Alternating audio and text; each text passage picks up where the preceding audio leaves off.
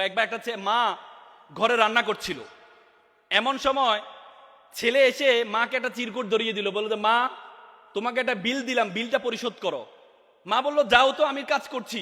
বলছে না মা, তোমাকে একটা বিল দিলাম, বিলটা পরিশোধ করো।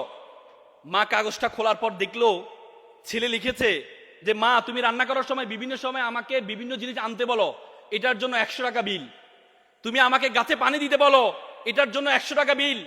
তুমি মাঝে মধ্যে দোকানে পাঠাও, এটার জন্য 100 টাকা বিল। মা এটা দেখে দাঁড়ানো অবস্থা থেকে বসে যায়।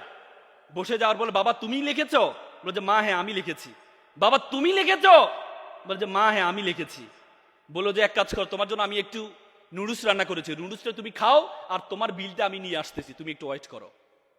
মা একটা কলম নিয়ে সে কাগজের বিপরীত পাঠে লিখলো, বাবা 9 মাস তোমাকে পেটে ধারণ করেছিলাম, জীবনে এত কষ্ট, টানা 9টা মাস তোমাকে আমি বহন করেছি। রাতে ইচ্ছে করতো একটু ডান পাশ হই, কিন্তু ডান পাশ হতাম না। আমার বাবুটা যদি পেটে ব্যথা পায় সেজন্য আমি ডান পাশ হতাম না। ইচ্ছা করতো একটু বাম পাশ হই, কিন্তু যে বাবুকে আমি দেখি নাই তার প্রতি আমার এত মহব্বত, আমি বাম পাশ হতাম না যে আমার সন্তানটা যদি ব্যথা পায়। সেটার জন্য তোমার বিল 0 টাকা। তুমি জন্মগ্রহণ করেছিলে, জন্মগ্রহণ করার পর 2টা